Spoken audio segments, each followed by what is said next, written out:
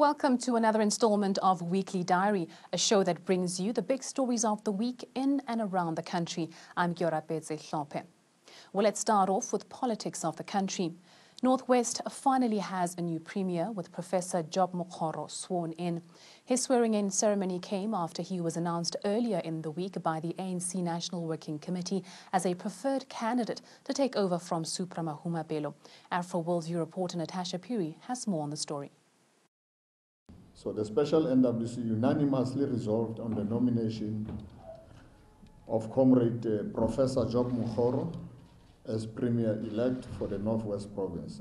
Professor Mokgoro is a tried and tested activist and administrator fit enough to deal with the challenges at hand, including creating stability within the provincial administration and effecting the much-needed delivery of basic services. And I'm sure we have agreed that it will be good for the Alliance and the ANC, everybody and society to support him. And with that, former Director General of the Northwest Administration, Job Mokgoro, is the man to replace former Northwest Premier, Supra Mahumapelo. Mokgoro was chosen by the ANC's National Working Committee at a meeting that took place on Wednesday. Mahumapelo asserts the appointment of Professor Mokgoro, who is currently responsible for the School of Governance in the Northwest Provincial Administration. As the PEC, we will be supporting unashamedly, without any ambiguousness. We will relentlessly support the new Premier, who is deployed by the African National Congress, Professor Mokgoro. We will, as the officials in the province, the PwC and the PC, be working with him. Magashule further reiterated that the Limpopo Provincial Conference will take place from the 22nd to the 24th of June, despite a small number of disgruntled ANC members in the province that threatened to take the party to court. People who were intended to interdict in the conference, and they have been engaged, and whatever the team of Comrade Toko Didiza and the province and some NEC members are there to deal with whatever challenges. But Limpopo is ready. Starting tomorrow, is ready for the conference. Magashule urged ANC members to refrain from taking the party to court, but instead should exhaust all internal processes. Supra Mahumapelo has described the Northwest Premier-elect as one of the best administrators the country has ever seen and has thrown his full weight of support behind him. Meanwhile, the SG of the ANC, Ace Magashule, says it's all systems go for the upcoming Limpopo conference that will take place over this weekend. Natasha Piri, Afro Worldview, Johannesburg. Well, still on the same story, Supra Mahumapelo has officially stepped down as a member of the Northwest Provincial Legislature. Mahumapelo's resignation comes as the incoming Premier Job Mokgoro is introduced to the public and officiated into his new post. The former Premier stepped down last month following weeks of violent protests against his rule. The special NEC mandated the NWC to finalize that decision. So the special NWC unanimously resolved on the nomination of Comrade Professor Job Mokgoro as Premier-elect. With just a few months before the country's 2019 general elections, Parliament this week hosted public hearings into regulating political party funding. 8 organizations, including the South African National Editors Forum, COSATU and My Vote Counts, tabled their oral presentations during one-day public hearings.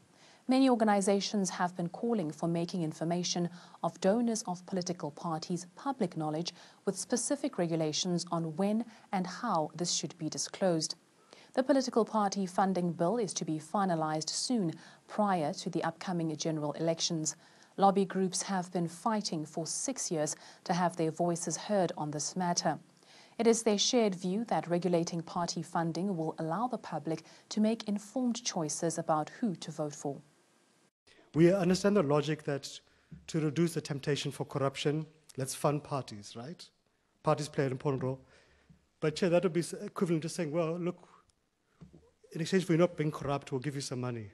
We think that's a bit of a flawed logic, Chair.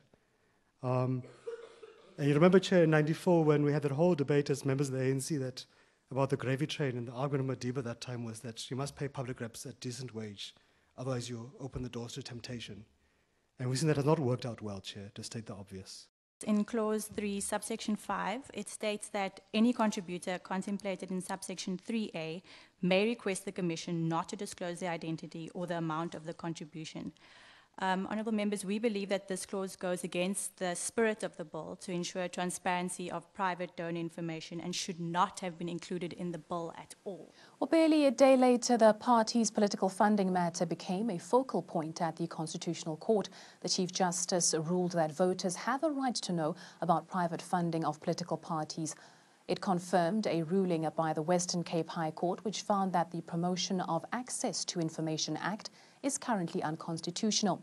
The judgment said this is because the Act does not provide for the disclosure of information pertaining to the private funding that political parties get. Chief Justice Mogoeng has ordered Justice Minister to pay My Vote Counts legal fees as they brought the matter before the court.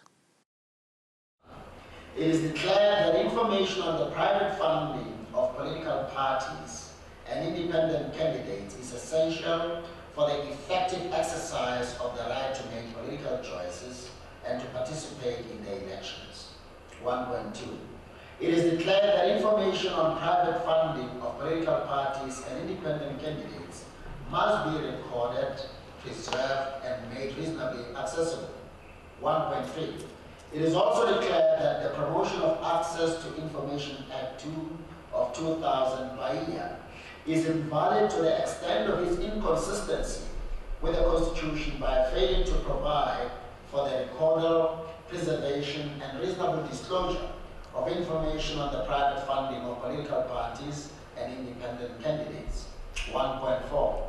Parliament must amend Bahia and take any other measure it deems appropriate to provide for the recordal, preservation, and facilitation of reasonable access to information on the private funding of political parties and independent candidates within a period of 18 months. 2. Leave to appeal against the exclusion of the words continuous and systematic from the High Court order is granted, but the appeal is dismissed. 3. The Minister of Justice and Correctional Services must pay costs to My Vote Counts NPC, including costs of two counsel. I hand out this judgment. Opposition parties have reacted with outrage after learning that former President Jacob Zuma's legal fees will continue being paid by the state. The presidency issued a statement confirming it continues paying former President Jacob Zuma's legal bill. The former president has a pending trial where he faces fraud and corruption charges. Ramaphosa's office has revealed it has an agreement with Zuma and has to abide by it until a court rules in favor of those opposing this deal. Moving on to the country's health matters, Health Minister Aaron Motsoaledi has announced gazetting of the national health insurance bills, which he says is a right step towards centralization of the healthcare system. Well, let's take a listen to some of the key issues the minister touched on. The first amendment is to abolish what has come to be known as core payments. Core payments means that the scheme pays a portion of the bill that the provider, either a private hospital or a doctor, charges to a patient. Now, because they pay a portion of the bill, the rest of the money is supposed to be paid by the patient from their own pocket. Now, this amendment means that every cent charged to the patient must be settled fully by the medical scheme, and the patient should not be burdened with having to pay anything. The data at our disposal shows that medical schemes are holding in reserve, as I'm speaking now, close to 60 billion rand that is not being used. Granted, of course, there is a statutory requirement, meaning requirement by law, that medical schemes should have 25% of their income in reserve, because this is to cater for emergencies. But our problem, our bone of contention is that this 60 billion rand is equivalent to 33% reserves, which means unnecessary accumulation at the expense of patients. The population of medical scheme beneficiaries need immediate relief from serious challenges experienced in the current medical aid scheme regime. The nature and the magnitude of the challenges is such that it will be undesirable for medical scheme beneficiaries to have to wait for long-term changes that are definitely coming. The second reason for the amendment is to align the medical scheme environment to that which will exist under NHI, so that there is a smooth, harmonious transition that does not unduly disrupt access to health. Meanwhile, statistics revealed how dire the private healthcare situation is in the country. Statistics SA revealed the shocking figures when they presented the National General Survey. According to these figures, less than 17% of South African households have medical aid. Highly urbanized provinces of Gauteng and the Western Cape topped the list with the highest number of those with medical aid schemes. The report also indicates that households are more satisfied with private healthcare than public hospitals. We are looking at medical aid coverage. In this particular one, we see that coverage is best in the wealthiest provinces in South Africa, which is Gauteng and Western Cape, where we find around a quarter of the population have access to medical aid. And the lowest in Limpopo and Eastern Cape, where less than 10% have access to medical aid. In South Africa as a whole, 55% of the users of public health services are very satisfied, and 27% are somewhat satisfied. And then let's take a look at public facilities. In most cases, South Africans still go to public health facilities as their first port of call when they are sick or need medical attention. Only 27% of the South African population use private facilities. UDM leader has approached the court in an attempt to force Finance Minister to suspend CEO of Public Investment Corporation. General Bantu Holomisa filed a court application demanding the immediate suspension of PIC CEO Dan Matjila. Holomisa claims Matjila used a company doing business with the PIC to pay off a girlfriend's debt.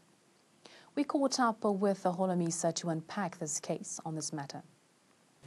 Some of the unions are also eyeing the same fund for their own investments. So I hope that the president, if he agrees with my proposal, that he would give wide terms of reference to look into which unions are investing with PIC or have taken money from there, and also which asset management companies have been given monies of the PIC. We know that, for instance, Investec has got a lot of money which is channeled to there. And then there are some few companies also outside Investec. Now, we want to know also what is the role of some of the ministers who were ministers of Department of Finance. In what way, what role did they play together with the deputy ministers to approve those asset management funds to be channeled to that? This investigation is broad, and the union, any union which wants to engage us, they must go and do their research and homework. I'm in court already with evidence that minutes were tampered. Let's test what is permissible for ministers. I beg your pardon, Mr. Ngumalo, so that for the benefit of our viewers, we understand what the mechanics are of whether a union or a minister, if they have declared their business interests, may not tap into the funds of the PIC if it's legitimate and it's something that will yield the necessary return on investment, number one. Number two, if minutes, that's the strength of your evidence, General, that minutes were tampered with, how then does that prove prove the motive or the allegation of nefarious actions or some sinister behavior there? The bottom line is that the money was paid to the allegedly girlfriend of the CEO, right? And the evidence is there that this CEO ordered one of the investment companies to bail out this so-called girlfriend. These are the minutes which were tempered that to say, don't print this because it's going to compromise the PIC. The minutes are saying that. What more do you want? No, do the minutes say in those words verbatim that the original minutes, and you have that in your evidence, in your both possession? Original and tempered one. All right, I hear you. Mr. Ngumalo. What I wanted to say, Cindy, I wanted to raise two issues. I mean, we agree with the general as far as the fiduciary duties are concerned.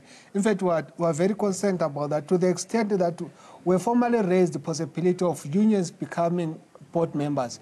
And it is for that reason, because our pensions, remember the PIC is a warehouse.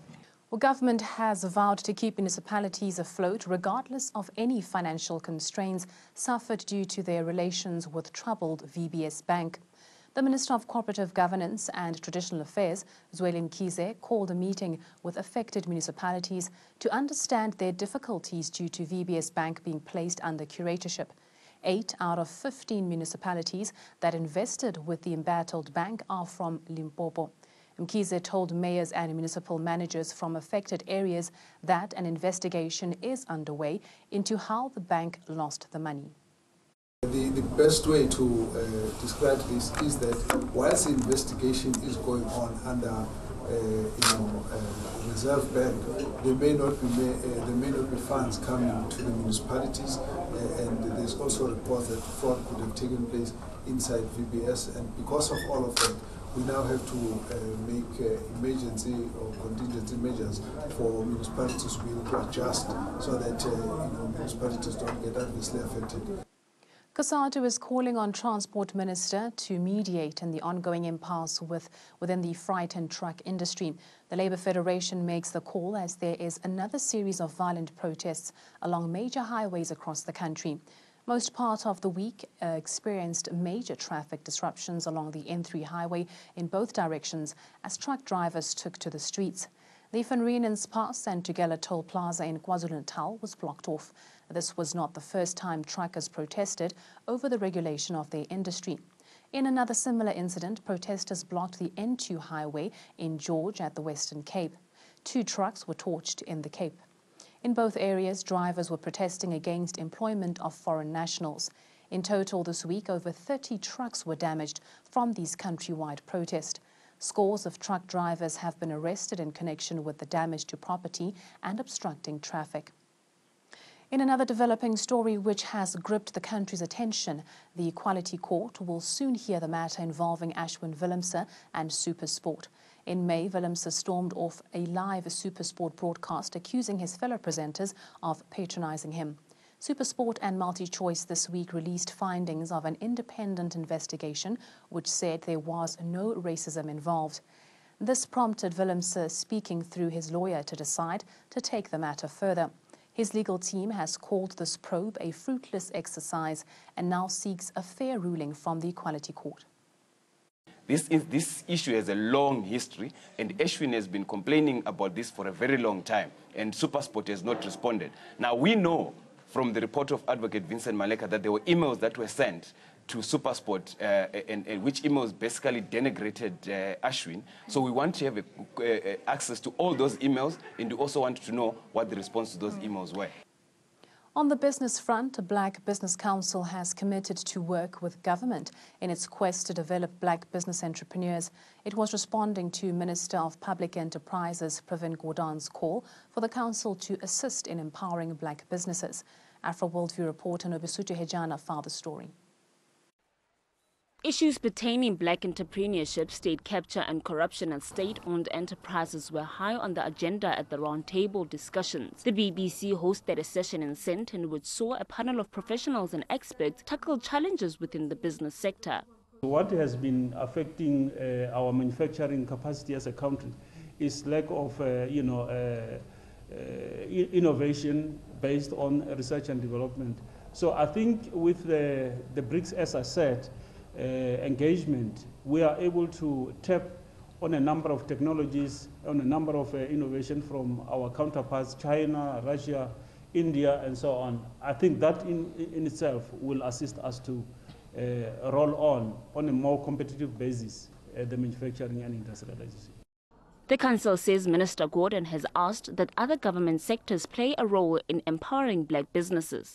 If all of us as South Africans, and in particular we call upon the other ministers to emulate how Minister Gordon has interacted with black business today, but we must do it as business, labor, and civil society to ensure that as a country we speak with one voice, and all the positive things that and as soon as the world realizes that we speak with one voice, they will then have confidence in our country and be able to bring investment into our country so that we can create jobs and make sure that we take most of our people out of poverty.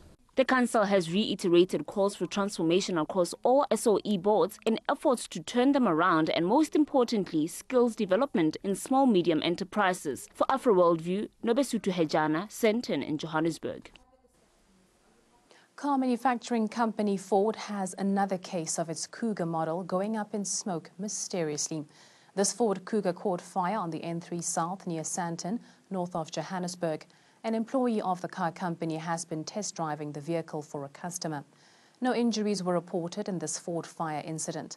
To date, more than 50 other Cougars have gone up in flames, prompting independent probe and a general recall of such models across the country back in 2015. In 2015, when there were several such incidents, one person passed away when his Ford Cougar caught fire in Pretoria. The Joint Constitutional Review Committee has concluded accepting written submissions on the Land Expropriation Bill. From the coming week, public hearings will begin taking oral submissions. The committee has been established to evaluate the possible review of Section 25 of the Constitution on land expropriation without compensation. Over 500,000 written submissions on the issue have been received. The committee's first public hearings will be held in the Northern Cape on Tuesday.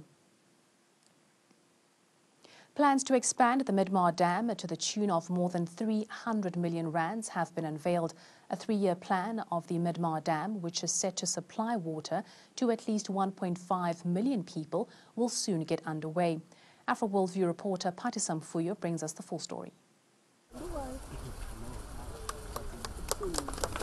The upgrade to the Midmawater works has seen an increase in water supply capacity from 250 megalitres to 390 megalitres per day. Midmawater works supplies water to communities of Umgungundlovu district, Umsunduze and eThekwini municipalities. It would mean a lot, particularly for unlocking economic development potentials, particularly within the area of Umsunduze, and also the area of Umgeni. Municipality, local municipality, which is Pietermaritzburg and Howick, in relation to ensuring there's extra water available for any economic development expansion. Also, we've seen over the years that the household demand has increased due to development that is undertaken on the areas that were predominantly rural in the past. So with this additional capacity, those areas now will be adequately supplied. The additional water supply is expected to run for the next 10 years, but acting CEO for Umgeni, Tami Hlongwa, says more still needs to be done to increase the province's reserves. The expansion will give us additional capacity to treat more water. It does not necessarily protect us from droughts, but it gives us additional capacity to treat more water should there be a requirement for more demand. However, as far as drought is concerned, we're still hoping that as the rains come through, we'll have enough capacity in the dams to supply the treatment works, which will then treat the water and supply the communities. Umgeni Municipality Mayor Sizwe Sokele says the construction of Midmawater Dam will not only benefit the communities, but has also unlocked job opportunities. The upgrade will benefit our community in different ways. Firstly, the fact that there has been this upgrade, it means that more employment opportunities has been created. And also with the issue of water supply, there will be an increased capacity in terms of the water supply, which will also assist us in terms of our local economic development, because you know that for the economy to develop, we have to increase the capacity of water treatment and water supply. Even though this extension here at Midmawater Dam will increase water supply by at least 50%, communities are still urged to continue saving water to avoid the drought that we had 3 years ago. For Afro World View, I'm Patti Sampuyo in Harwich. The Eskom wage talks are set to resume on Wednesday. The three unions, which are NUM, Solidarity and NUMSA, have given the power utility bosses time to consider their counter-offer. The workers have reduced their demands from 15% to now a 9% wage hike, while the employer is offering a 4.7%. Eskom has had workers taking to the streets over deadlocked negotiations prior to government intervening, calling for resumption of negotiations. Eskom and the unions spent most of the week locked in negotiations over the wage hike. Gauteng will soon get a new head of police. This after Provincial Police Commissioner Deluwe De Lange was confirmed to be leaving office end of this month. A video has emerged showing De Lange expressing shock over her imminent axing. This is contrary to claims by the SAPS that she is taking early retirement. De Lange has been in the police service for 35 years. She's known for her no-nonsense approach and for boosting public confidence in the police. The South African Police Union has expressed shock over her pending departure. I'm shocked by what, after 35 years service, serving the organization, loyal, and I was loyal and I was committed and dedicated to this. I was shocked. Even my family, everybody's shocked as to why. Because when you look at my performances, I started as a provincial commissioner. I did exceptionally well for my community in Gauteng. So, and at no stage was I approached by my employer about performance. So I'm shocked. I'm really shocked. And I don't, even now as I'm talking to you now, I don't know what is the reason for me for being removed from my post. I don't know. Shifting our focus to stories with an international element, a television personality and model, Shashi Naidu apologized after a major backlash for comments she made on social media about Gaza.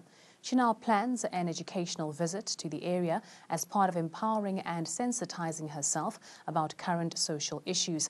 Let's hear some of the responses Naidu has given at a media briefing she called after the public lambasted her and even threatened her life. Shashi Naidu has taken a decision to accept the proposal of going on a fact-finding visit to Palestine, guided, the itinerary of which would be guided by, and Dudu Masango would talk about it, by the South African Council of Churches, as well as the South African Jews for a Free Palestine. Both these organizations are very familiar with taking delegations of South Africans, in particular the South African Council of Churches taking church leaders. Well, that brings us to the end of the weekly diary we had compiled for you. I do hope you enjoyed it. Do keep watching Afro World View for all the latest news and updates.